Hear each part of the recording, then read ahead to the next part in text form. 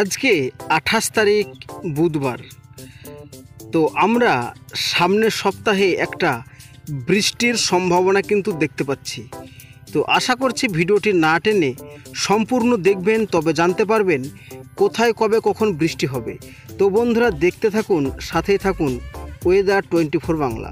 প্রথমেই আপনাদেরকে জানাবো যে বায়ুর অর্থাৎ বাতাসের যে একটা ঝাপটা থাকে, যে কত কিলোমিটার বেগে বাতাস বইতে পারে, তো আপনাদেরকে সেইটাই জানাবো।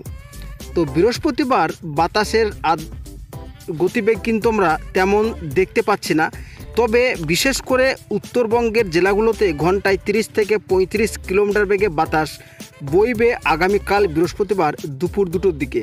এছাড়াও পশ্চিমের জেলাগুলোতেও বাতাসের গতিবেগ কিন্তু অনেকটাই কম থাকবে, তবে বাতাস বইবে এবং মাঝে মাঝে কিন্তু একটা ঝাপটা আমরা দেখতে পাবো। সেই ক্ষেত্রে দক্ষিণবঙ্গের কলকাতার এই সব এলাকাতেও ঘন্টায় 24 থেকে 25 কিলোমিটার বেগে বাতাস কিন্তু বইবে।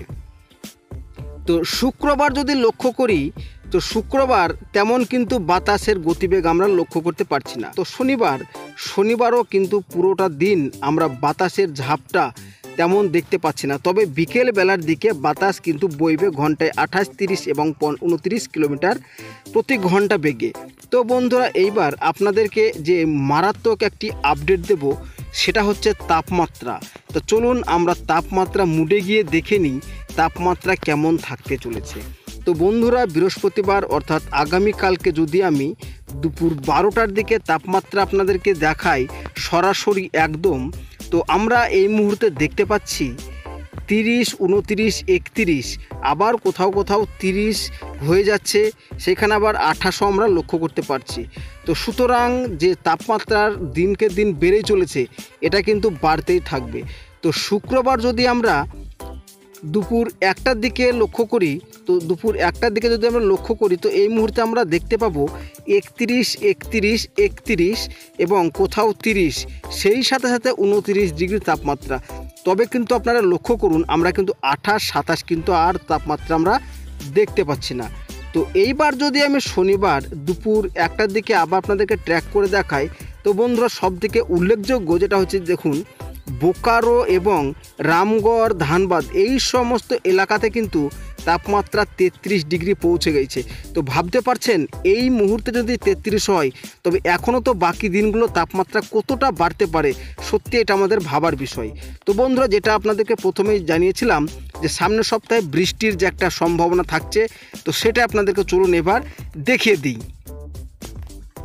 তো বন্ধুরা চলে এসেছি বজ্র এবং বৃষ্টি মোডে।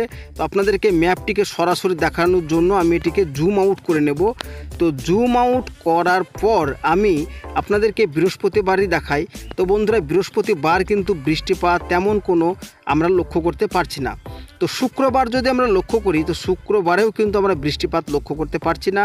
তো শনিবার কিন্তু আমরা আকাশ আংশিক মেঘলা দেখতে পাচ্ছি, তবে বৃষ্টির কোনো রকম সম্ভাবনা দেখতে পাচ্ছি না। রবিবার আংশিক আকাশ মেঘলা থাকতে শুরু করবে। সোমবার আমরা লক্ষ্য করে দেখি, তো সোমবার দেখুন আস্তে আস্তে পশ্চিমের জেলাগুলোর দিকে কিন্তু একটা বেশ কিছুটা মেঘ চলে আসছে, এবং বেলা বাড়ার সাথে সাথে কিন্তু এই মেঘটা যে উত্তরবঙ্গের বিস্তীর্ণ এলাকা অর্থাৎ মালদা সমস্ত এলাকাগুলিতে কিন্তু একটা বৃষ্টির সম্ভাবনা ঘটাবে। তো সেই সাথে সাথে কিন্তু পশ্চিমের জেলাগুলোতে আকাশ আংশিক মেঘলা থাকলে বৃষ্টিপাত তেমন করে আমরা লক্ষ্য করতে পারবো না বিকেলবেলায়। তো সকালকার দিকে কিন্তু একটা বৃষ্টির সম্ভাবনা থাকছে দক্ষিণবঙ্গের পশ্চিমের জেলাগুলিতে।